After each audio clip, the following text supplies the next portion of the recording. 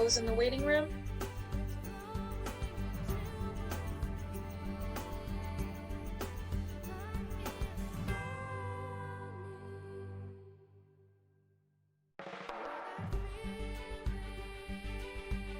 Calling to order the Monday, December 21st, 2020 regular meeting of the 38th Council of the City of Berkeley.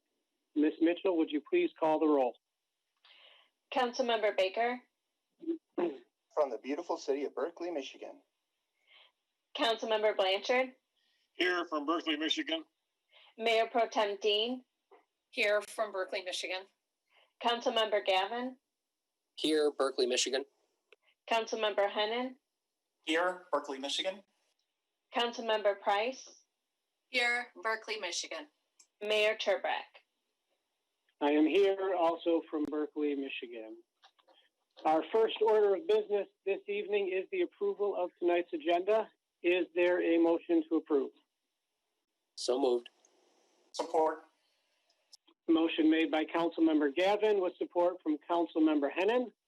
Are there any changes or additions?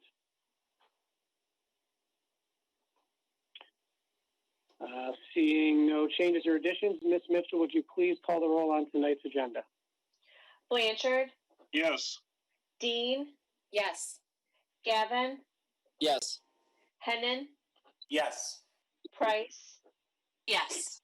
Baker. Yes. Turbrack. Yes. At this time, please stand for the invocation and remain standing for the pledge.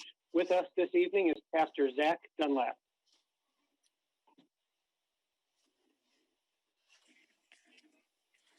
Let us pray. Good and loving God, on this, the longest night of the year, we come to you thankful and hopeful. Thank you for being with us through all that 2020 has brought our way. You know what it is to suffer, and you have not left us alone. Thank you for giving us each other. Help us to see each person through the same loving eyes that you see them, and to care for one another. We, the people of Berkeley, adhere to a variety of religious and spiritual traditions, or none at all. And yet we are hopeful as we look to the year ahead, hopeful for an end to this pandemic, hopeful that we can have joy no matter what our circumstances, hopeful that light is indeed coming into the world. Empower us to hold on to hope. Equip us to shine a light in the darkness, and be with our city council members this evening to guide them in their decisions and deliberations, and to lead this great little city of Berkeley forward into the new year. In the strong name of Jesus, I pray. Amen. Amen.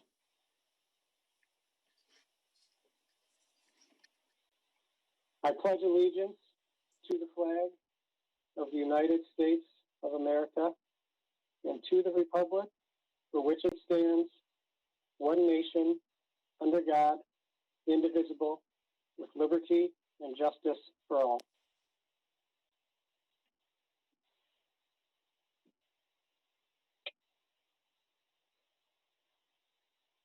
All right, up next is our first public comment section of the evening. Again, this is public comments for items that are included on tonight's agenda. If you have thoughts on topics that are not included on tonight's agenda, there will be a second public comment section towards the end of the meeting.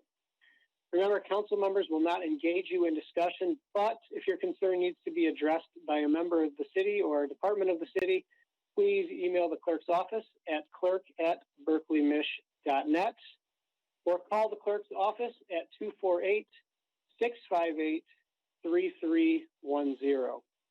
If you would like to comment, please raise your hand or dial in at 1-312-626-6799. You will be recognized by either your name or phone number. When you speak, please state your name and city of residence, and remember you will have 3 minutes to speak.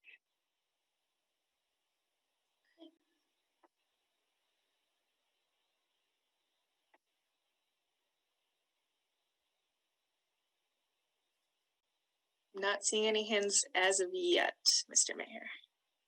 All right, we'll give it a minute, and while we are waiting, Ms. Mitchell, do we have any communications directed to you to be read at this time? We do not.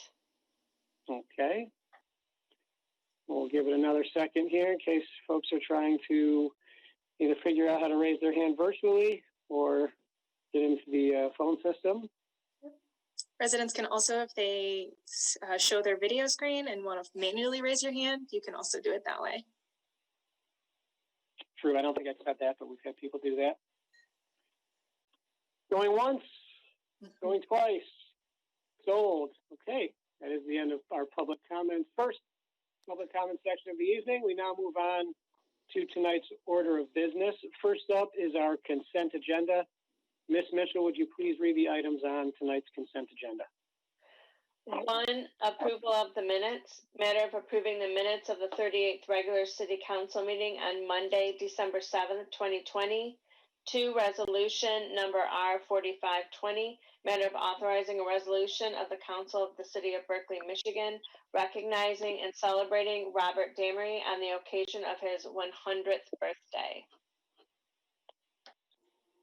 Is there a motion to approve tonight's consent agenda? Motion to approve. Motion made by Councilmember Blanchard with support of Councilmember Baker. Are there any corrections or additions? All right, seeing none. Ms. Mitchell, would you please call the roll on tonight's consent agenda? Dean, Yes. Gavin, Yes. Hennon, Yes. Price, Yes. Baker, Yes. Blanchard, Yes. Turbrack. Yes. Tonight's consent agenda has passed. We now move on to tonight's regular agenda. Ms. Mitchell, would you please read item number 1 on our regular agenda? Presentation, matter of recognizing the 2020 Berkley Beautification Advisory Committee Holiday Spirit Award recipients. All right. Mr. Mihasku is with us this evening. Dan, I will turn it over to you. That sounds great. I really appreciate it, Dan, and wonderful to see all of you today here for Berkley, Michigan as well. And I did want to thank by name all the members on our committee. There's a lot of new names, and they did a great job this year. So Anela Mihasku, my wife, Jeremy Cohen, a veteran there, Charlene Kondrat, Stephen Bard, Jennifer Smitterberg, Jim Fritsch, Nick Armstrong, and Tanya Olson. They all helped canvass the city, along with the help of Natalie Price, our fantastic liaison. And it's been a joy this year, and it was less of a stressful event because rather than having 2 people canvass the entire city, we were able to break it up into sections and have various individuals help. And as always, the homes were amazing, and it's very difficult to narrow it down to a few, but we thought we would just highlight for you here those homes that turned out to be just a little bit more special in some ways, and we want to recognize them. So this presentation here, we'll go ahead and start with the first home. And this is a repeat winner. So as you can see, this home has done an amazing job of just going all out, lining their sidewalk, making a beautiful arch as you walk up to the home. And it just brings a sense of joy. And a lot of the neighbors nominated this home specifically, and we were happy to recognize them once again. This home here on Wiltshire was also a repeat winner, and one of the things we do notice is that when homes decorate, it tends to encourage others in the area to do the same. So you'll notice that the home after this one is 1616 Wiltshire. Both of those are directly across from one another, and we were happy to recognize them, and I know everyone on their street appreciates the work that they do. This home on Prairie is a favorite of mine. I love the color scheme that they were able to pull together, and you can see they went ahead and decorated their home and a flagpole in the backyard, along with so much of the home in the front, and it looks very, very, very beautiful. This was another home that we thought was special, and they're a repeat winner, but this home basically is a series of homes. It's 2343 Phillips and 2369. They partner up and have 2 incredibly large reindeer in front of the homes, and you can see they have an archway that passes across both lawns, and it's just really special, and we appreciate them doing this. This home here on Kipling, it was a joy to recognize them. They were actually decorating and adding some additional lighting when I went to hand them their letter of recognition. And so I was very happy that they were pleased, and you can tell that they have a very strong interest and desire to keep the summer, or the winter months nice and bright and festive. This home here on 2020 Kipling was also really, really well decorated. You can see that they have the wreaths and the roof line all the way up on top, and we really enjoyed the colorful lights in front. This home at 3665 Buckingham is also impressive, also for the giant tree in front of the home in the area closer to the street that was lit up, along with all the shrubbery on the sides and the roof line. And again, we understand that these projects take on a lot of work and effort on behalf of the homeowners. This home at 2958 Buckingham was really special.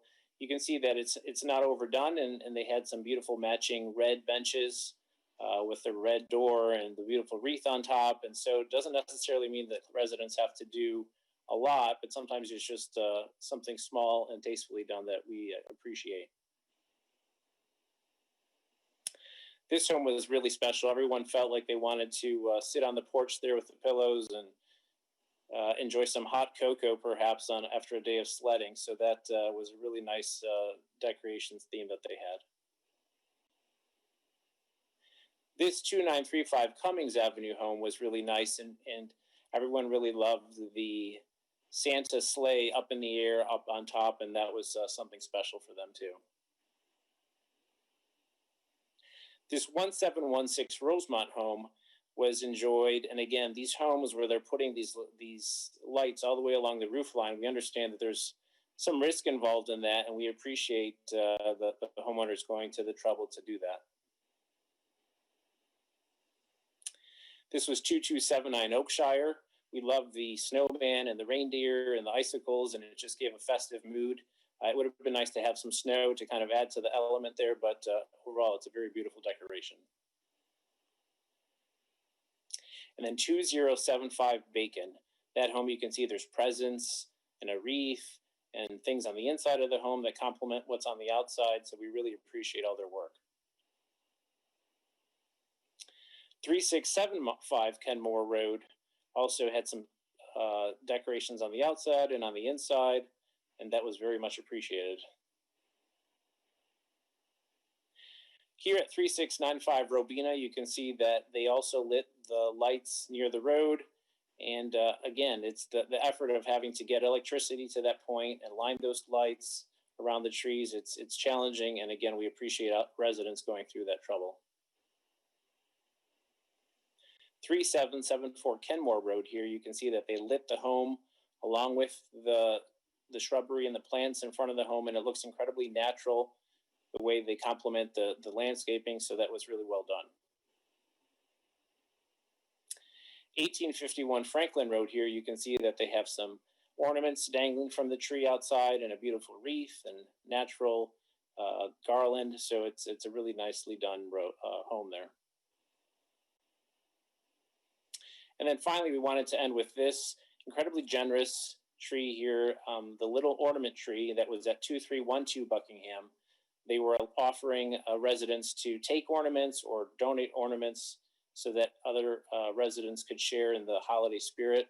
So we appreciate that idea, especially in a year like this, 2020. So thank you to all these residents for helping brighten the dark months of winter and to make Berkley the wonderful community that it is. Well, thank you, Dan, and as you mentioned, the entire committee for scouring the neighborhood. And as you mentioned early on, as somebody who now feels even more inadequate about my own display after seeing this, the labor of love and the time and just especially this year, as you mentioned, at a time when everybody's looking for some joy and something to brighten our spirits, just being able to go above and beyond and to have so many incredible displays. It's truly magical for our community. And I know that there are a number of folks that are here today that represent those houses. I recognize many of those homes as well. So just an absolutely tremendous job, and very thankful for you and the committee bringing those out and letting us know, so that for the next few days we can all drive around and check out those houses and slowly drive past and maybe give an ornament and maybe swap an ornament. I think that's an incredible idea as well. Other questions, thoughts from council members here on our presentation from our Beautification Advisory Committee? Councilmember Price? Yes, thank you. I just want to thank Dan and Anella and the rest of the committee. You guys do a fantastic job with us. It was fun to be a part of the process. And the residents for decorating. I am so lucky to have a view of one of these beautiful homes out of my office window. I'm so grateful for my neighbors and everybody in Berkley who just, this year especially, makes our streets a little bit more festive and fun. The little free ornament tree, my kids and I walked up there yesterday, and my kids each picked out an ornament and left an ornament, and it was a great family destination, and I hope a tradition. Thank you so much for making it a special year for our community. Thank you. Any additional comments from council members? All right. Well, again, thank you, Dan, and thank the entire committee. And congratulations to all of those residents who put so much time and effort and were recognized this evening.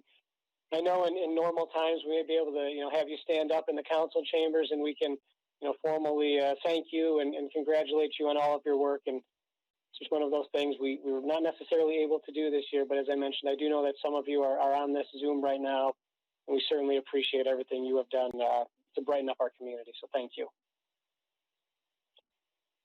With that, we will move on to item number 2 on our agenda this evening. Ms. Mitchell?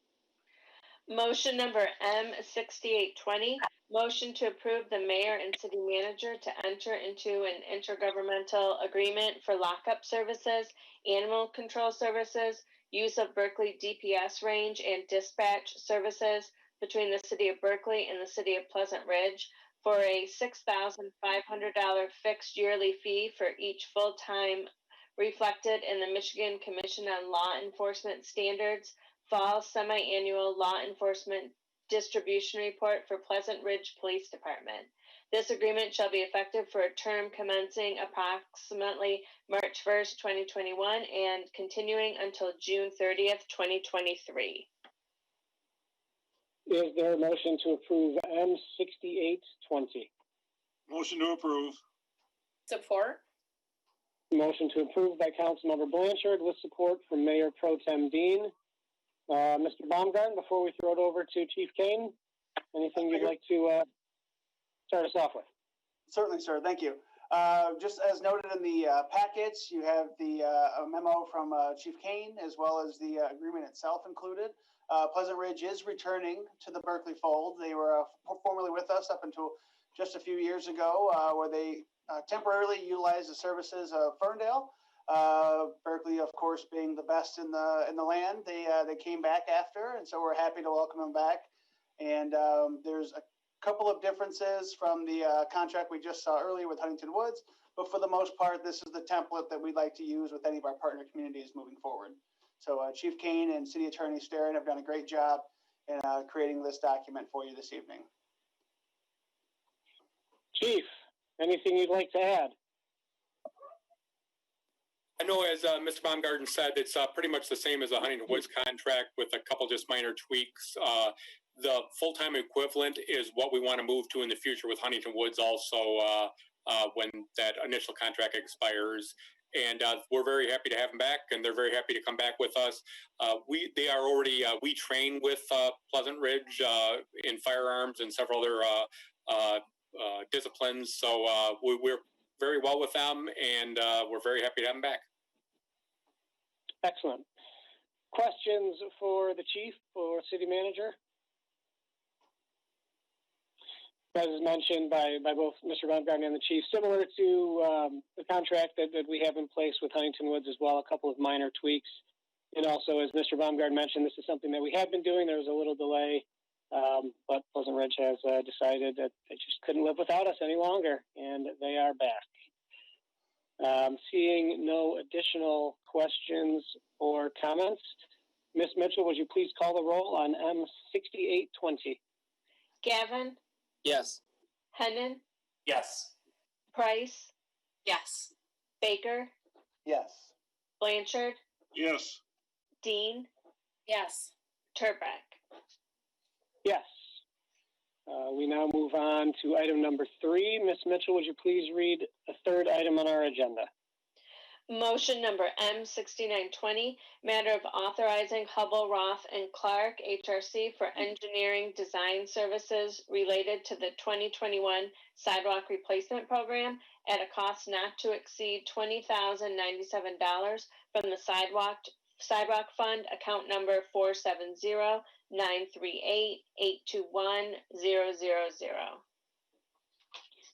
Is there a motion to approve M6920? So moved. Support. Motion made by Councilmember Gavin with support from Councilmember Hennon. Mr. Baumgarten. Thank you, Mr. Mayor. This will be prep work for year 2 of our sidewalk program as we reorganized it last year. So in advance of actually going through and making these corrections, we would ask HRC to walk the sections and evaluate the different curbs or which slabs of concrete need to be fixed in this year's program. So that's just a quick overview. You see the scope of services is included in your packet. And Public Works Director Derek Schuler has joined us this evening as well for additional information. Mr. Schuler, why don't you give us a little bit of background how this year went and what we're looking forward to next year? Thank you, Mayor and City Manager. So we've successfully completed our first year, 2020, in what we call Section 5, which is the southwest corner of Berkley. And just to be clear, this is to address the immediate sidewalk needs. So these are sidewalk faulting with 2 inches or greater of faulting, which could be a trip hazard. So that's the focus of the city right now. We're looking to do all of those areas in the entire city as quick as we can. So we completed the first year in 2020. The survey was completed, the work was completed this fall. And so next year in 2021, we want to do 2 sections of the city. So we're going to look at doing sections 2 and 4. And just to be clear on what those are, so section 2 would be kind of the center east portion of the city. And section 4, I'd call the center west portion of the city. We've got the maps in your documents that kind of highlight those. There's 5 sections of the city. And so we're hoping to do 2 sections in 2021. Again, stay aggressive with this and continue the sidewalk program. Roland Alex from HRC is joining us tonight as well. So Roland is here to answer any questions. I can answer any questions as well. Thank you. Thank you, Mr. Schuler. Mr. Alex is with us this evening, and I certainly would not want him to have joined us in vain. Roland, anything you would like to add this evening? No, I think Derek did a great job describing what the next steps of this program are. And I think one thing the council can think about is we've learned from the first phase that this is a pretty big monster to tackle all of your sidewalk defects within the city. So we're fine-tuning this second effort to just focus on those faults that are 2 inches and larger. So we won't be wasting our effort or the city's money cataloging deficiencies that are less than 2 inches. Okay, thank you for that clarification. Questions from council for either our engineer or our Director of Public Works? Councilmember Blanchard. Thank you, Your Honor. Just a question. Has there been any citizen response from the cataloging of the first sections? Did they agree with that, how we did it, or was there any arguments that we had to settle on that one? Not really, Councilman. I mean, we had a couple questions throughout the way, and I want to thank Tori for being an integral part of helping us answer many of those questions. But No, not really. I think the focus again was on the immediate areas. So there were questions about non-immediate sidewalk areas, and we put them in touch with the contractor to see if they could assist the resident with that. As you know, sidewalk work is the responsibility of the property owner. So that is an important piece to point out. All of us as property owners are responsible for our sidewalk on our property. So that's commercial or residential. And we're using the same guidance this time as we move through, so we shouldn't have any problems here either. That's correct. Thank you. Councilmember Hennon? Yeah. When do we anticipate on looking at and finishing up the other two sections of the city? Sure. So I think our focus for the remaining two sections of the city would be for the following fiscal year. So I know I've fielded some questions about Section 3 of the city of Berkley, which would be north of 12 Mile. Consumers Energy has informed us that they're hoping to do some major projects in that section in 2021. So it would only make sense to let them come in and do their work before we come in and do any sidewalk work. So we're holding off on Section 3 and the other remaining section until a future fiscal year. But the hope is to follow up with those two fiscal years after 2021 and 2022. Okay, thank you. Other questions or comments? Does not appear to be any. Thank you, Roland, for being with us this evening, and Derek certainly as well. Talking about not only what happened in our first run and what we're looking forward to next year as we try to continue making our walkable community the safest walkable community that we can. Seeing no additional questions or comments, Ms. Mitchell, would you please call the roll on M6920? Hennon, Yes. Price, Yes. Baker, Yes. Blanchard, Yes. Dean, Yes. Gavin, Yes. Turbrack. Yes. M6920 has been approved. We now move on to item number 4, please, Ms. Mitchell. Motion number M7020, matter of approving the intergovernmental agreement between the City of Berkley and the Berkley School District for shared resources and services. Is there a motion to approve M7020? So moved. Support. Motion made by Councilmember Price with support from Councilmember Blanchard. Mr. Baumgarten? Thank you, Mr. Mayor. This is something that comes before council on a semi-regular basis. We're ending our current 2-year agreement in January of 2021. Derek has worked with the school district on putting forth the draft you see here this evening. Largely the same. There are one change is our partnership has been so fruitful that we'd recommending to council that we do a 3-year duration instead of a 2-year duration. Otherwise, we are largely keeping the partnership we have intact and asking council to let us keep going on that. Questions for the city manager regarding this contract? Councilmember Gavin? Thank you, Your Honor. Derek, just a real quick question, a little bit more holistically, but have we done any research on a sugar beet juice / salt brine combination as opposed to hard rock salt? I know there were questions about which one might be a little bit safer for an intersection, and obviously we have a lot of those here in the city, but just trying to get an idea if we've looked at that, given the costs, the availability, and the impact as well. Sure. So we have, it's been a few years, Councilman, since we've looked at it, but I know that we were having some issues with that particular product sort of gumming up some of our spreaders. So there was a lot of deviation in the quality of that material and sort of trying to understand exactly the dynamics of it. So we were having some concerns with that initially. Again, this was a few years ago. But I think that's something we want to stay on top of, and it's something I want to look into. It's in the industry-wide, it seems to have quieted down quite a bit on that front, and I speculate that probably that's occurring because more communities are using just straight brine as opposed to additives and are finding success with that. We do use salt brine in addition to rock salt.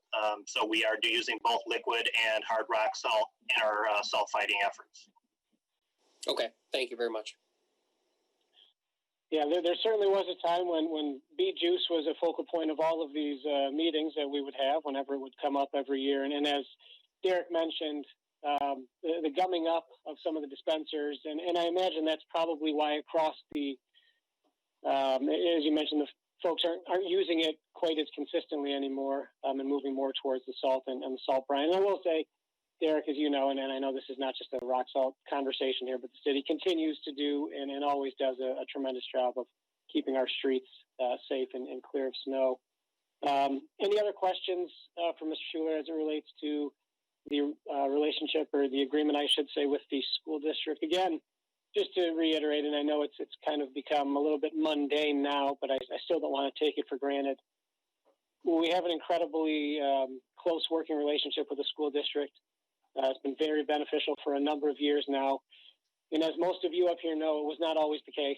Even getting agreements such as this that happen on a fairly consistent basis together, there were just some things that slowed the process down or created some points of contention.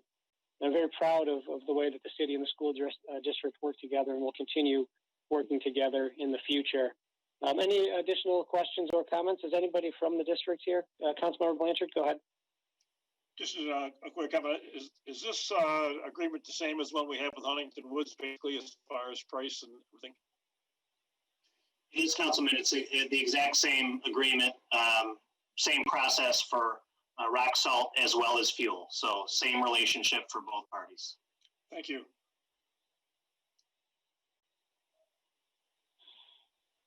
Okay, seeing nobody else jumping up to ask any questions. Again, this is something that we do fairly consistently.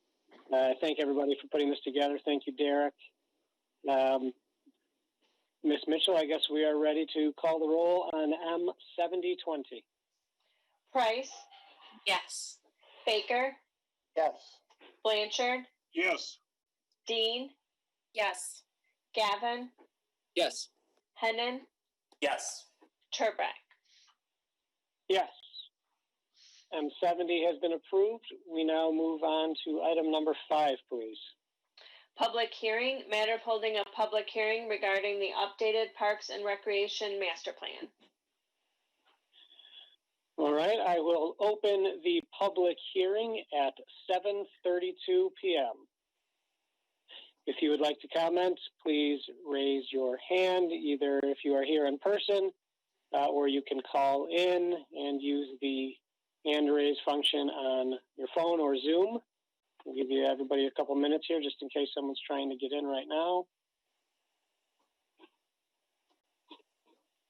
While we're doing that, if you don't remember the number to dial in on Zoom, 312-626-6799.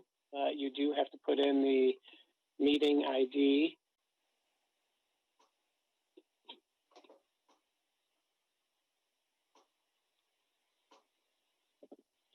Ms. Mitchell, I already forgot. Did I open the meeting at 7:32 or 7:33?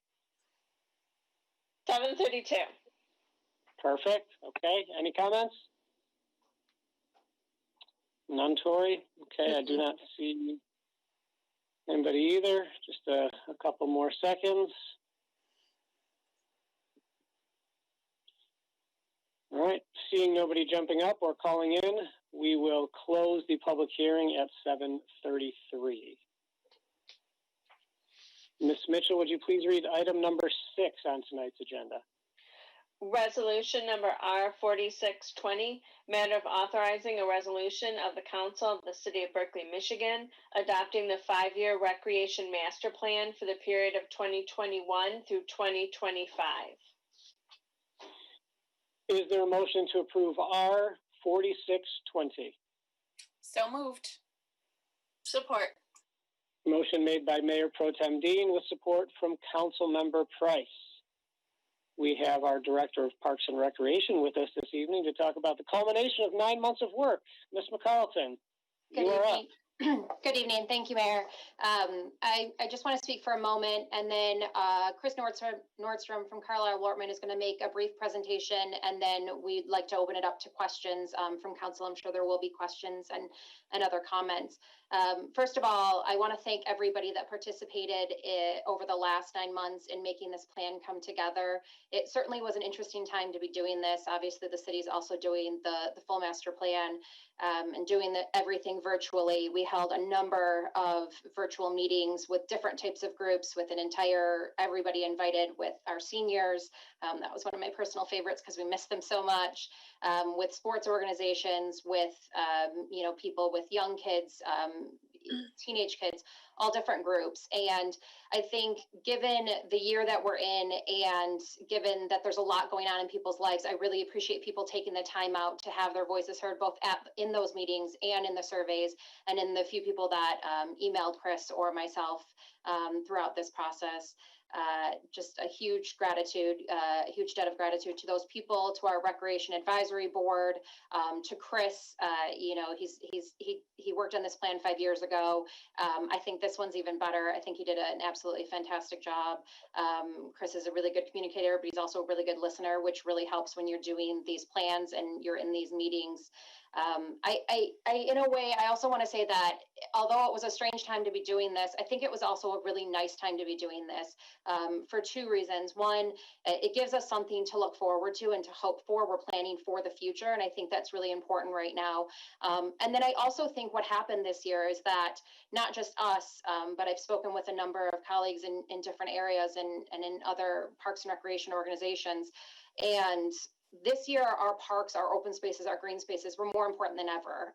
We had more people in our parks than we ever have, and we know that from a really simple reason. Our trash cans were full, and we were putting more trash cans in our parks.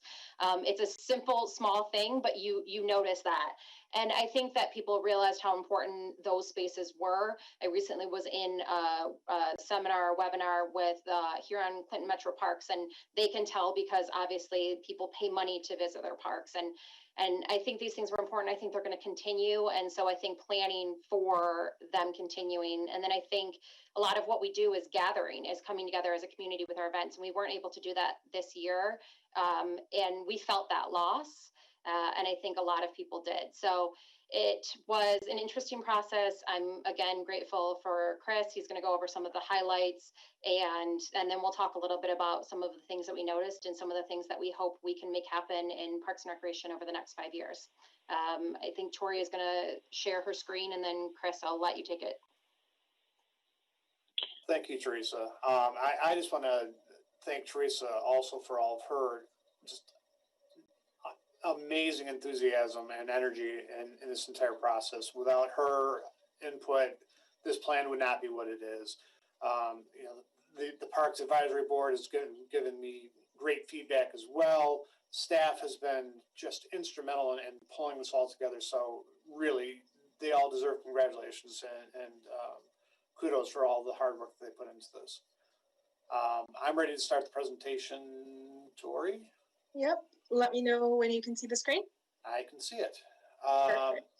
So this is going to cover the years 2021 to 2025.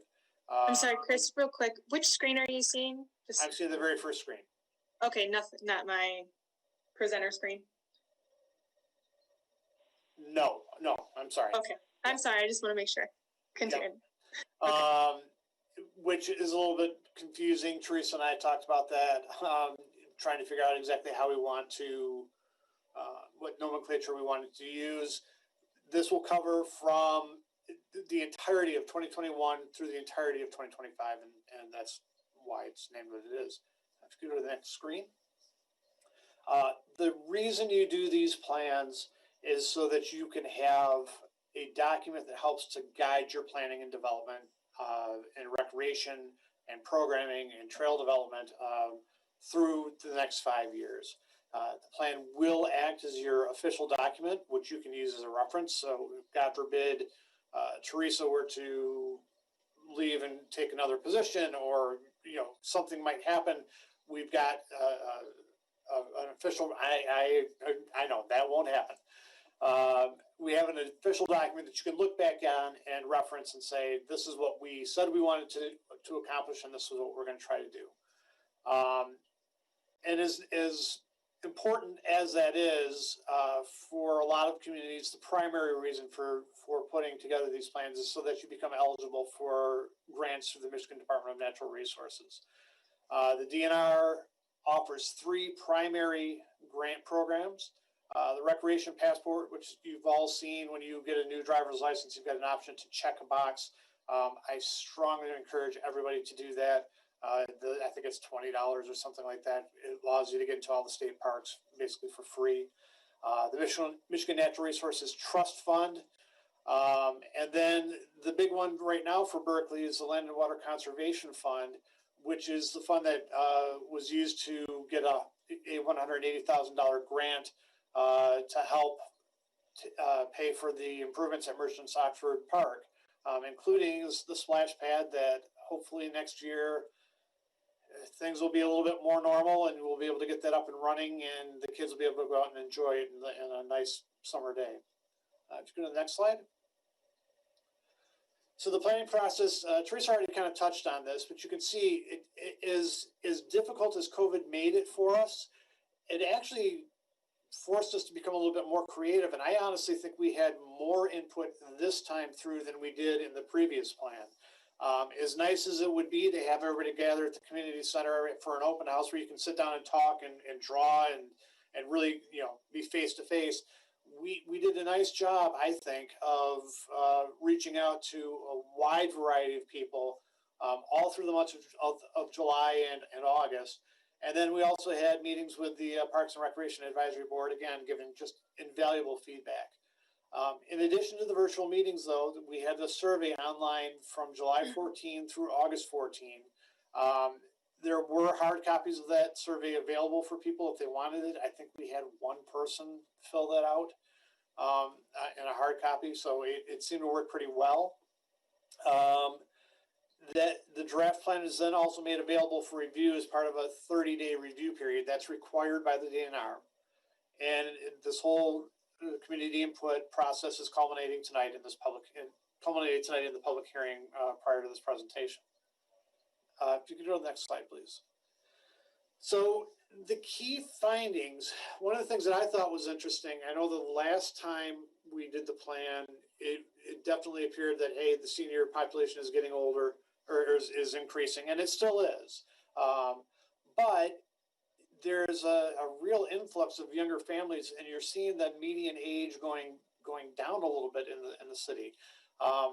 What that implies to me is that you're really going to have to balance the needs of your younger families with the needs of seniors, and which is a good problem to have. It just means that you want to really be as all-encompassing as possible.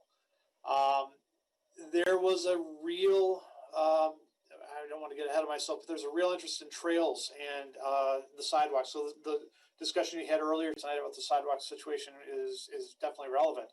80% of your residents walk, jog, or cycle for exercise, and 60% of them participate in the Parks and Recreation programs. Those are really outstanding numbers. The 60% participation rate is really great. I frequently see 20%, 30% for other communities. So that means that your residents are really invested in your park system and the programming that's offered. Generally, people were happy with the existing parks. When you asked if they were satisfied or very satisfied with individual facilities, 80% said they were for Angel, JC, Kiwanis, Pattongill, and Riders Parks. You had between 70 and 80% for Community Park and Lazenby Field, and a 65% satisfaction rate for Merchants Oxford and Friends Park. I think Merchants Oxford will be much higher next year. I think it was down a little bit this year because of the transition to the new setup. The one thing that stood out was the community center, where you had only 34% of the participants say that they were satisfied with it. I don't think that was a reflection of the staff. I think that was just a reflection that people felt the community center was a little outdated. And we'll touch on that a little bit more in a moment. over 96% of participants said that maintenance and development of existing parks is important or very important. That's honestly pretty typical. Maintenance is usually the top priority for most communities I work with. And 66% of participants said that the city has about the right number of parks. I think it was something like 30% said that there was some interest in seeing pocket parks developed also, which is fairly high. If you can go to the next slide. So as I mentioned earlier, you've got an active community, and 73% of participants said they want to see a community-wide trail or sidewalk network developed. And that included 80% of people saying they want to see you cooperate with surrounding communities to come up with some sort of, whether that be Royal Oak, Huntington Woods, what have you, to try to get something that you can then connect to some of the larger regional trail networks that are around Southeast Michigan. A lot of people said that they want new play equipment, and the reality is I think that this summer some people just didn't realize that new play equipment had gone in already, or was in the process of being developed. So we've got new equipment already installed at Pattongill, Rogers, and Angel. Merchants Oxford, as I mentioned a moment ago, will be up this spring, including a new splash pad, which should be really exciting for everybody. There's new equipment planned for Kiwanis Tot Lot in the spring of 2021, Community Park in the fall of 2021, maybe spring 2022, and then JC Park also in spring of 2022. One thing that came up at the in-person meetings we had was a real concern about accessibility and inclusivity. This again goes back to the idea that you've got a wide range of age ranges or age groups here, all of whom have their own special needs. And it's going to be important that as you develop new parks that you make sure there are features there that address their needs. Next slide, please. The big topic, though, was the community center. 66% of the participants said they would support a bond to finance construction of a new center. Part of what we did of this project, and I wish Mr. Roland was still here, Roland Alex, HRC put together a really outstanding brochure. Still here. Oh, you are still here. Good. Well, good. Then it's really outstanding. It's a good discussion point for you to use as you go forward over the next few years and decide what you want to do with the community center. There was a lot. It's still a controversial topic, certainly. Cost and scale were mentioned frequently throughout the comments in the survey. Most people wanted to see flexible uses. So the idea of having a gym with multiple basketball courts that could be divided into multiple spaces for other uses, that was pretty common. The same idea if you had other large meeting rooms that could be used for different things, that sort of idea. There was a real call for dedicated spaces for seniors and for teens. That's something that the current facility just can't handle right now the way it's configured. And as I mentioned, HRC put together a really outstanding brochure. I look at that as a talking point going forward. It gives you an idea of what the costs might be if you go for the all-out mega complex that is going to attract people from all over Southeast Michigan down to something a little bit more modest in scale. And that's, again, there's going to need to be a real concerted communication effort to make sure that the needs of the community are addressed, both on the proponent and opponent sides of this issue. Next slide, please. And that's basically it. Do you have any questions? Well, thank you, Chris, for walking through some of those highlights. Obviously, this is a very comprehensive document that we've all looked at and reflects the amount of time and energy and effort that went into crafting this document today for us to discuss. It's funny you brought up the community center. I had not heard that our community center may be a little bit on the outdated side and underserving our residents. I guess that's a conversation we will have to have again in the future as well. All joking aside, I think we're aware that our community center is lacking in some of the things that we would like. It's just a matter of finding the right, as you mentioned, size and scope of what a potential new community center may or may not look like for the future of our community. But outside of that, there's a number of other things, obviously, that were brought up here. You know, a lot of times folks in our region just assume that every one of our municipalities are aging, and it's nice to hear that not only are we attracting and able to retain our seniors, but also, I should say, to attract you and younger families that have additional needs. So yes, it may be a little bit of a challenge for us to be able to incorporate all of that, but I think it's also a hallmark of a vibrant city, knowing that you have all of these different ranges and folks that are coming into your community, and we need to make sure that we're keeping that in mind as we not only look at this plan, but also the citywide master plan, but other decisions that we make in the future. Questions for either Chris or for our Parks and Rec Director, Teresa McCarlton, as it relates to our proposed Parks and Rec master plan? Councilmember Blanchard?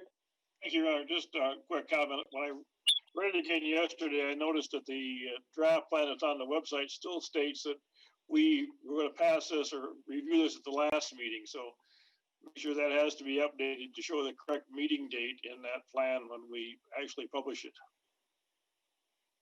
Yeah, so there are going to be a few minor adjustments that are going to have to be made, including adding in the minutes of the public hearing tonight and the official resolution, both of which will come out next month. And then we'll be submitting it to the DNR by February 1st, which is the submittal deadline. So if there are any small issues like that, I'll definitely take a look at that first thing tomorrow morning, and we'll make sure it's taken care of. Overall, I thought it was very comprehensive and a very good job. So thank you for the hard work you put into that. Thank you. Councilmember Baker? Yes, thank you, Your Honor. And I'd first comment and a question. I'd like to thank you, Chris, and your team, Teresa and her fantastic team, Bridget as a liaison, and all the residents that have been involved in this plan. I am a big fan of master plans in general, and this plan certainly fits the spirit of what a really good plan can do. And just for folks that aren't necessarily familiar with next steps for a plan like this, what are some of the things that residents can look forward to seeing in the next year or two? Right, so it's one thing to work really hard on producing a top-notch document, and this is a fantastic representation of our values and where we want to take the community. What can folks look forward to, either from a budgetary cycle or some other kinds of things, so that they can see that the plan is being brought to life? Any hints or sneak peeks or previews of some of the things that folks could look forward to seeing in the next year or so, to know that this plan is being brought to life? Teresa, No, Steve, we're not going to spoil any Christmas gifts before Christmas, so don't try to get people to do that. Yeah, we're no, that's a great question, Steve. I think first, sort of some of the comments about updated equipment, and then you saw already our capital plan has some of those things happening, right? So the new equipment is installed at Oxford Merchants. It will be ready to go in the spring. There is a bid that's going out for new equipment for Tot Lot in the winter, so that equipment will go in the spring. That's already in our capital plan. We have capital funding for new equipment at Community Park. So, I mean, those are big things that they'll see, that they'll actually be able to see and use. I think the other thing is as Chris mentioned, one of the big things that came out of this that I think sometimes there are things that are surprising a little bit, and then there are things that we know. I think the emphasis on trails was really huge, and so I think starting to have some meetings and conversations around that, because that's something bigger than just our department, and that's something that already the city manager and I have talked when that came out, saying, okay, how do we get, that's a conversation between myself, that's a conversation between our community development director, possibly our DDA director, also our public works, and then we look at having meetings with all of us as well as other communities. So I think those things aren't things that people will see, but we're already having those conversations to have those meetings to make some plans for those types of interconnecting trail networks, because that's clearly something that people want to see. So I would say those two things, seeing and being able to use the new play equipment that people are asking for, and then knowing that conversations about building those trails, and that's a little bit of a longer process, but we're already starting those conversations and have. Yeah, that's fantastic. Thank you. And I am aware of prior conversations about better connecting our various bicycle routes, for instance, Yes. among the many communities. And that's just yet another example of the ways in which we're partnering with our neighbors to make our shared experience that much better. So again, thank you and kudos to the team. Thank you.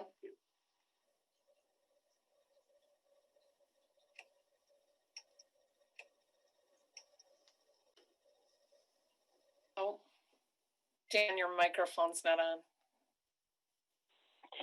I was asking for Councilmember Gavin, and he wasn't doing anything. I thought maybe I missed his hand that was up earlier. Do you have something else? If not, we'll go to Mayor Pro Tem. No? I defer to the Mayor Pro Tem as always. So. Okay. Maybe you were just waving then. I saw you waving before Steve started. Okay, Bridget, you're up. Thank you. I just want to reiterate what's been said as the liaison, though, to the Parks and Rec Advisory Board. It's been my pleasure to not only be part of this process, but to see this process in action. And so to Director McCarlton and her staff, the Parks and Rec Advisory Board, thank you for a job well done. Chris Nordstrom and Carlisle Wortman, excellent. I mean, you made this process painless. I mean, it was fun.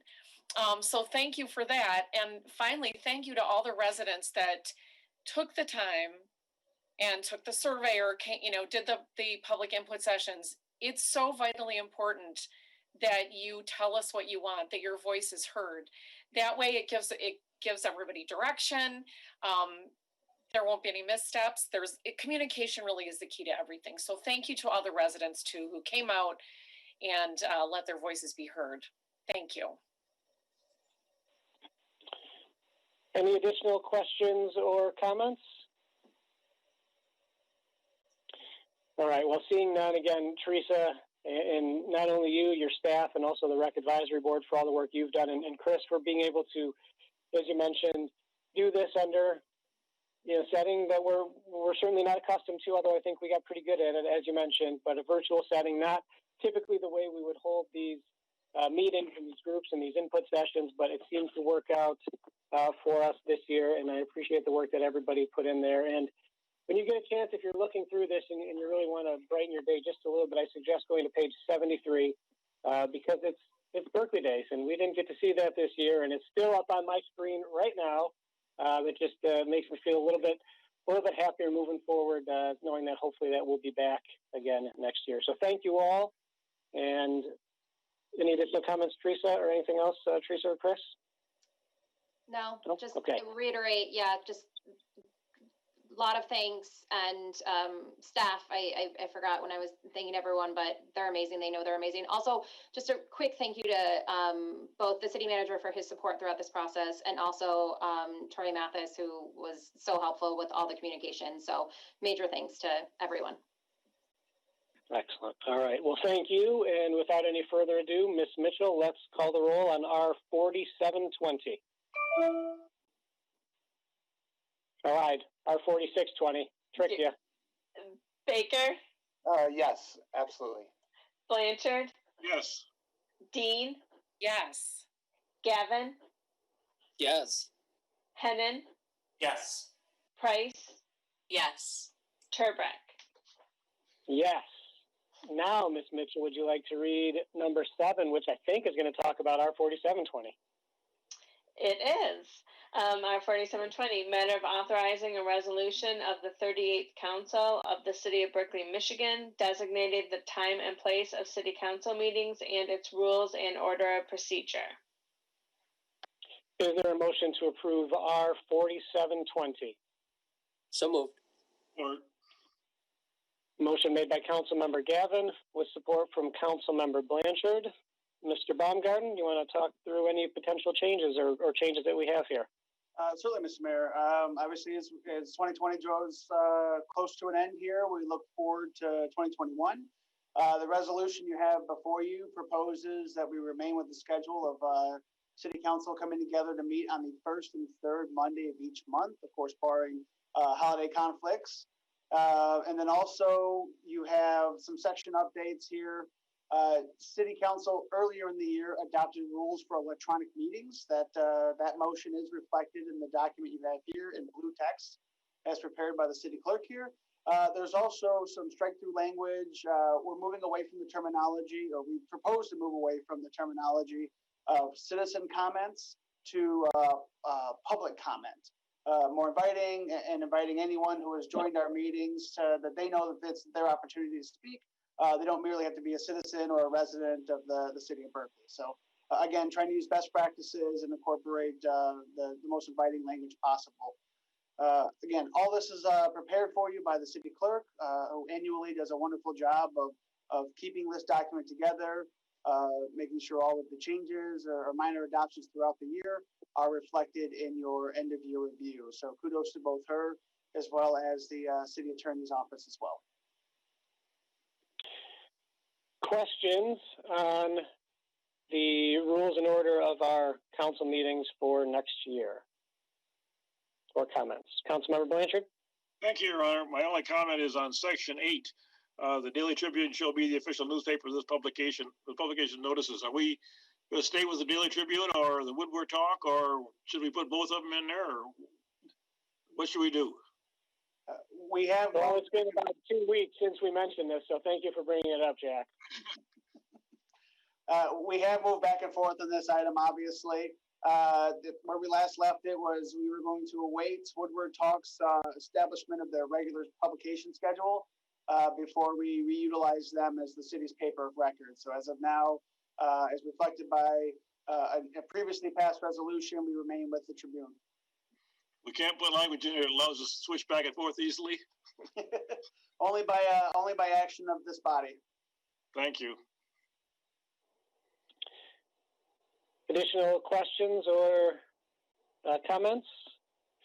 And the big addition, obviously, the electronic meetings, which I believe we should be good through March now. Mr. Sterin, are we there yet? Has it been signed? Are we close? I was actually going to mention that a little bit later and was hoping for an update. The last update that I received was that the state legislature has moved forward and has enacted the amendment, which would do just as you said, Mayor, which would be to extend our authority to hold these electronic meetings through the end of March. The last update I got was it was submitted to the governor for signature about 12:35 this afternoon. And I've not heard anything further, but all indications were that the governor was very supportive and will be signing this. So hopefully by tomorrow it'll all be signed, sealed, and enrolled. All right. Well, thank you for that update. I apologize for stealing some of your communications thunder.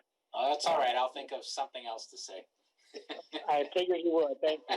Any other questions on our rules for next year? All right. Councilmember Hennon, sir. Yes. I apologize for not thinking of this earlier than tonight, but do we at this point need to adopt our calendar, actual, meeting days for the upcoming year? Should council this evening adopt the resolution in the packet, we'll be able to publish the calendar based on the adopting a first and third Monday schedule. Okay, so this will be sufficient to meet that requirement. Outside of the holidays. Yep. Okay, thank you. All right. Seeing no additional questions or comments, Ms. Mitchell, would you please call the roll on R4720? Blanchard. Yes. Dean. Yes. Gavin. Yes. Hennon. Yes. Price. Yes. Baker. Yes. Turbrack.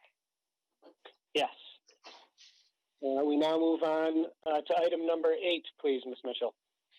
Closed session, matter of considering whether to meet in closed session to consult with the city's attorneys regarding trial or settlement strategy in connection with specific pending litigation, specifically Dude et al. Versus City of Berkeley et al., Hanover Insurance Group versus City of Berkeley, and Jacob versus City of Berkeley, Oakland County Circuit Court case numbers 2017-157-459-NZ, 2017-160-247-NZ, and 2019-178-474-NZ, respectively. Okay, before I ask for a motion to adjourn to closed session, we head to our secret private breakout rooms. Unlike some of the other closed sessions that we have had, we will be coming back after this. This should not be too extensive of a closed session. There will be action that happens after this. So don't try to sneak away early because we will be back to take some action and wrap up communications and public comments. With that, is there a motion to adjourn to closed session? So moved. Support. Motion made by Councilmember Baker with support from Mayor Pro Tem Dean. Ms. Mitchell, would you please call the roll? Dean, Yes. Gavin, Yes. Hennon, Yes. Price, Yes. Baker, Yes. Blanchard, Yes. Turbrack. Yes. We will be back.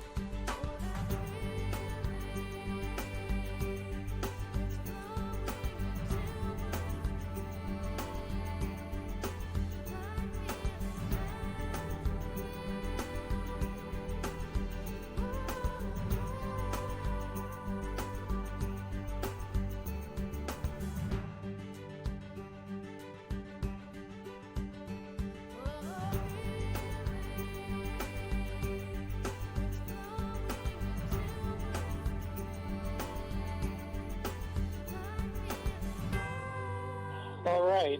It appears that we have all made it back safely from our journey from the breakout room. I would now like to call the regular meeting back to order. Ms. Mitchell, would you please call the roll? Councilmember Baker, Here, still in Michigan, Berkley. Councilmember Blanchard, Here. Mayor Pro Tem Dean, Here. Councilmember Gavin, Here, Berkeley. Councilmember Hennon, Here. Councilmember Price, Here in Berkeley. Mayor Turbrack. Here as well. With our regular meeting now called back to order, Ms. Mitchell, would you please read item number 9 on tonight's agenda? Motion number M7120, matter of authorizing class action settlement agreement to compromise and settle pending litigation, specifically Dute et al. Versus City of Berkeley et al., Hanover Insurance Group versus City of Berkeley, and Jacob versus City of Berkeley, Oakland County Circuit Court, case numbers 2017-157459-NZ, 2017-160247-NZ, and 2019-178474-NZ, respectively, and further authorizing the city's attorneys to sign on behalf of the city and any necessary documents and undertake appropriate actions to finalize the settlement. Is there a motion to approve M7120? So moved. Support. Motion made by Councilmember Hennon with support from Mayor Pro Tem Dean. Mr. Baumgarten? Thank you, Mr. Mayor.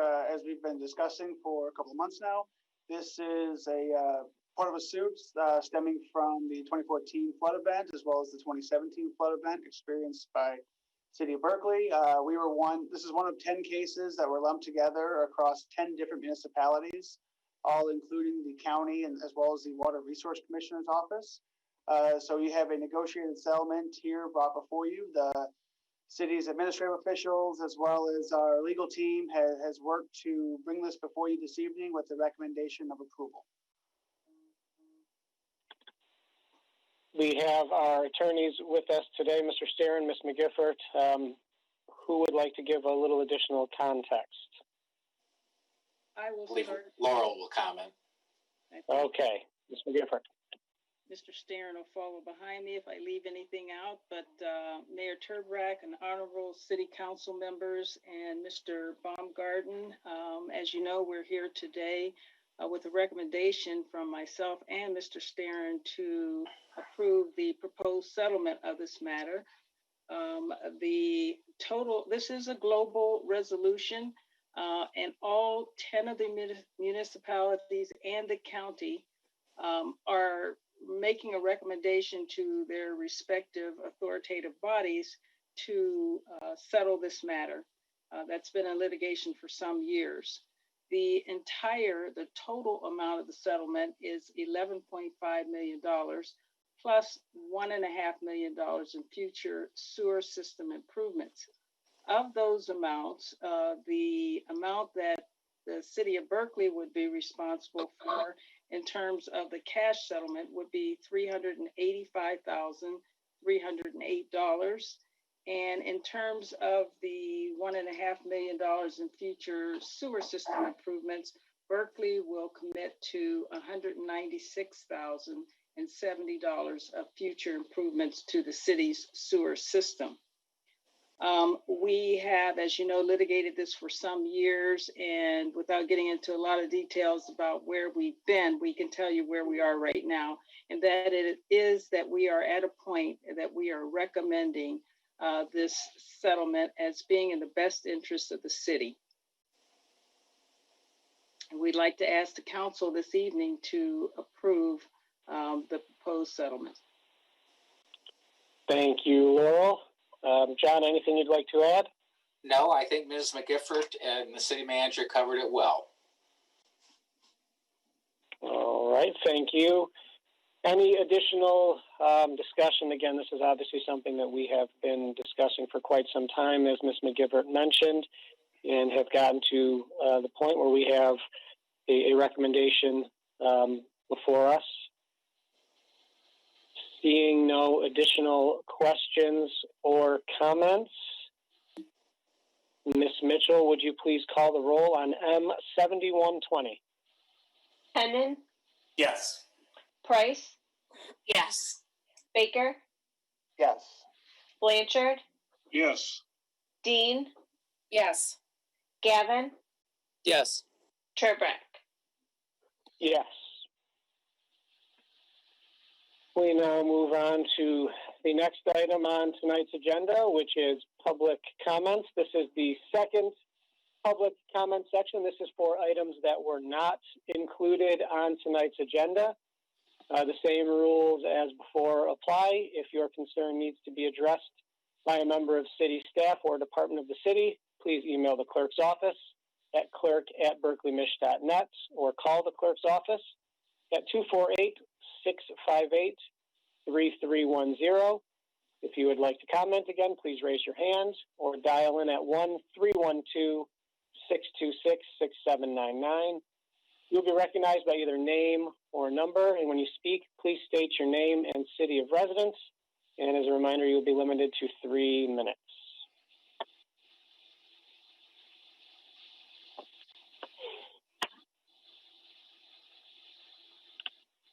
Does not appear that at least anybody in the meeting is looking to make any public comments. We'll give it just another minute here, see if somebody dials in.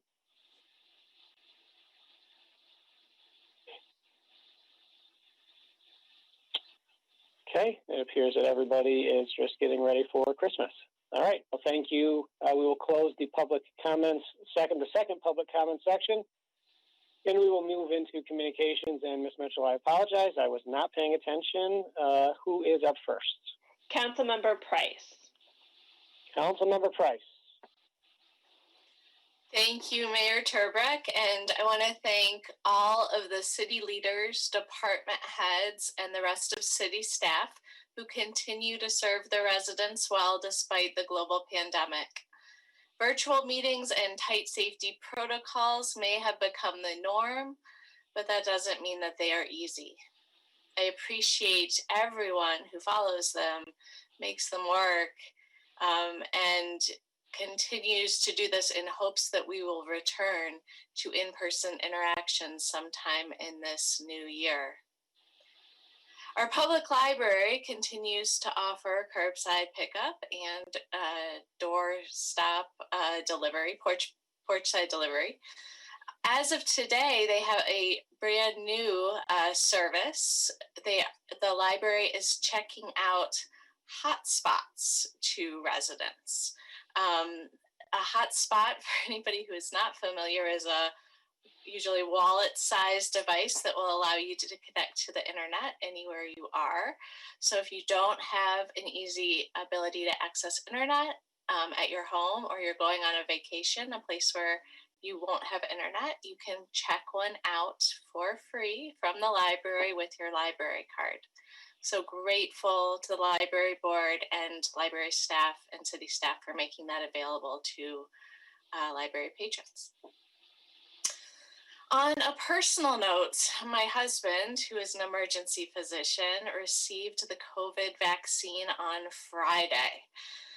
He is very lucky, hasn't experienced any negative side effects, and his work-related exposure now poses significantly less of a risk to him and our family. I encourage everyone to receive the COVID vaccine when you get the opportunity. I certainly will be. And in the meantime, we can protect ourselves and each other by staying home as much as possible, and of course, wearing masks when we must go out in public. Merry Christmas to all who celebrate. Happy New Year to all. 2021 can't come soon enough. Thank you. Councilmember Blanchard. Thank you, Your Honor. I just like to comment and wish Mr. Robert Emery a incredibly happy birthday. As you know, we passed a resolution earlier to celebrate his 100th birthday. He's a member of the Masonic Lodge, and I was contacted by the lodge and asked if we could do something. And I want to let people know that we're very grateful to be able to pass a resolution like this and honor our residents for all the things, all the hard work that they do. So, Mr. Emery, maybe we can do this again for your 101st. Hang in there and have many more. I'd also like to thank the Berkley American Legion Post 374 for conducting a food drive and Christmas food baskets, which were delivered today to 18 veterans' homes around the area. So that's something that our Legion has been very active with. The Legion also applied for and received a grant from the county to assist with veterans support. So we'll see more of that. I think it's a hard time, as you know, for all businesses. There's not much money coming into the Legion because their food sales are shut down. So this is going to be a great help to them. And when we're talking about support, remember, let's support our local businesses, especially our restaurants. Let's get carry out, feed your family, and help the restaurants hold on to the employees that they do have. And remember, when you're doing that, give them a tip too. It's Christmas time. So Merry Christmas, Happy New Year to everybody. Stay safe. Watch those Christmas trees. We don't want to have any fires, things like that. So see you next year. Thank you. Thank you, Jack. Councilmember Baker. Thank you, Your Honor. Just a few thoughts as well. First, my compliments to the city, our staff, and to the residents for doing what they can to make this as safe a year as we can, and for ensuring that their voices are heard. Not only did we have an incredible turnout in the recent election, but we may remember back in the summer with the census, Berkley made the top 10 in the entire state of Michigan. We were one of the top 10 communities in the whole state with the percentage of residents who self-responded. We had 89.3% of our residents self-respond, which means that much less of having to follow up with people and triple check stuff. So kudos yet again to the fantastic citizens of this great city. The Technology Advisory Committee gathered on December 9th, and the next meeting is scheduled for February 17th, following the bi-monthly cycle we have in place at the moment. You may have heard in the news that there's this whole cyber attack kind of thing, which is actually real, and it can be pretty scary stuff. So please make sure that you use unique, safe passwords for all your various accounts, meaning don't use the same thing everywhere, and try not to pick words or initials or things or number sequences that can be easily guessed, because we individually don't want to be a part of those kinds of cyber attacks and breaches that are clearly happening through the federal level at the moment. Berkley is safe, and we want to keep it that way. Historical Committee met on November 10th, and following their bi-monthly cycle, they will be meeting on January 12th. And special limited edition holiday mugs are still available. Contact City Hall, or you can email the museum directly at museum@berkleymish.net. The Downtown Development Authority DDA Board last met on December 9th. They have a monthly schedule and will be re-adjourning again on January 13th.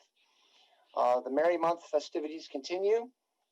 2 items of note is that you can still participate in the Shop Main Street raffle opportunity to win up to $750 worth of downtown Berkley bucks.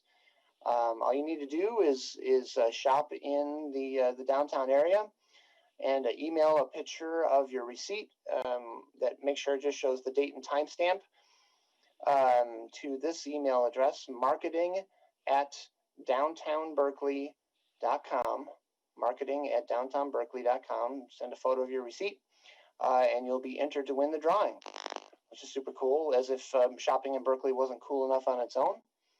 There's also a winter-themed scavenger hunt still afoot. The hunt is afoot. socially distant fun holiday event continues through February 1st. And the first 3 individuals to successfully complete the hunt will receive $50 in downtown Berkley bucks. Contact the same email address, marketing@downtownberkeley.com, for more details. And finally, Wallace Stenger, who once said, wisdom is knowing what you have to accept.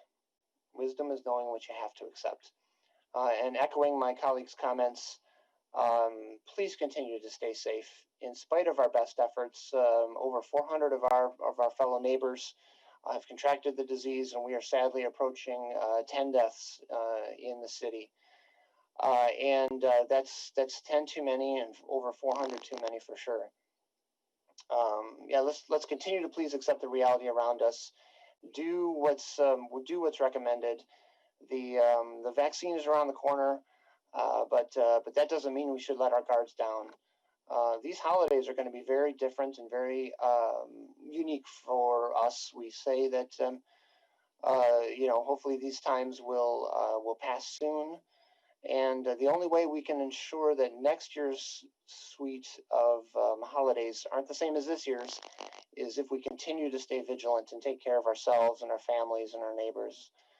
And that's by doing what we each need to do to be responsible and accept reality. So it's a grim message, but I'd like to end on a thankful note and to wish everybody again a safe and happy holidays. Take care, be safe, watch out for those fireworks, and take care of one another, right? Let's live up to our motto. We care, and I know that we do, so let's make it count. Thank you, everybody. Thank you. Mayor Pro Tem Dean. Thank you, Your Honor.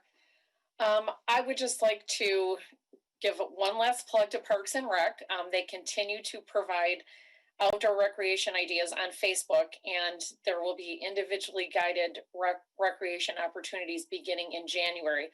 So stay tuned for those. Director McCarlton and her staff look forward to the day that they can reopen as soon as it's deemed safe to do so, but hopefully, soon in the new year. Congratulations again to the winners of the holiday, Spirit Awards. I've enjoyed driving through Berkley and seeing all the lights and all the efforts that residents have made to brighten up these dark days. And I'd like to wish everyone a very, very happy holiday and a healthy, happy new year. Thank you. Thank you. Councilmember Hennon. Yes, I have nothing to report tonight from my boards, but I just want to wish everyone happy holidays, remain safe, and I'm looking forward to a better year in 2021. Thank you. Councilmember Gavin. Thank you, Your Honor. A couple quick reports. Planning Commission met last week and had discussions about projections into setbacks, both above and below ground. Also on regulations for exterior appliances, and their next meeting will be Tuesday, January 26th at 7 p.m. Environmental Advisory Committee has not met since our last council meeting and will meet next month, January 21st at 6:30. Master Plan Steering Committee had a great discussion on housing on Greenfield and other important topics. And a couple quick messages. I certainly hope that everyone has a wonderful holiday. And again, a big thank you to Dan and Ella and the whole beautification committee. So many of our city events are absolutely incredible to be able to be at, certainly in person, but just generally. And I just really, really enjoy being able to see all the homes that have gone all out in terms of decorations, and certainly this year more than ever. So, and then finally, thank you to all city staff, the adaptability, the commitment, the effort, and thank you to our committee members and generally everybody. It's been a long and trying year. And I am thankful for everyone this year, residents, staff, and like I said, colleagues on the council as well. And a final thank you. We worked through 2020 But I'm thankful for family around us, friends around us, and colleagues around us as well. So thank you for your dedication and effort, and staying safe and caring about each other. And be happy, folks. We got a great holiday coming up. So both that and the new year. So thank you very much. Thank you, Mr. Baumgarten. Thank you, Mr. Mayor. I do want to thank council for the words of encouragement for city staff. You're all absolutely correct. This has been a very difficult year for all of us. I've been very proud of the adaptability that our staff has shown. We've continued to keep services high, but we do absolutely miss getting to be physically, seeing the public every day. So we definitely look forward to the day when we can reopen all of our buildings, welcome people back in. As I've said before, we got into this to public service for the public portion of it. And right now it's all service, no public. So we look forward to 2021 as well. I think this is going to be one of the first years where on December 31st, we're not celebrating a new year so much, but we're celebrating the end of the previous one. So from city staff, personally from the Baumgarten family, wish everyone happy holidays and a happy 2021. Thank you. Mr. Attorney, did you have ample time to come up with something else to say? Yes, you know me. But just very briefly, this being our last scheduled meeting of the year, on the same theme as others have been talking about, I really do want to commend and applaud the city council as well as the city manager and his administration on navigating your way through a very difficult year in what was largely uncharted waters with no playbook, no history to fall back on, and somehow managed to maintain order, services, finances, and even mastery of these Zoom meetings that probably a year ago none of us even knew what they were, or at least most of us. I know I didn't.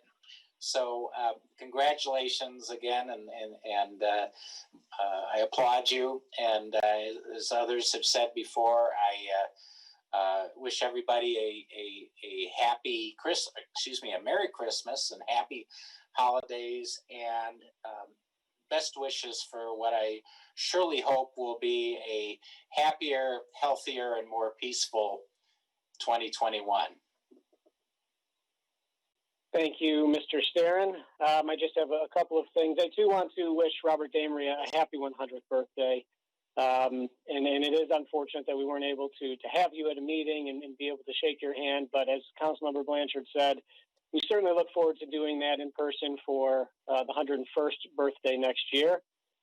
I want to thank Councilmember Hennon for continuing the tradition of our elected officials representing our community across the state as he participated in a Michigan Municipal League panel for newly elected officials on December 16th.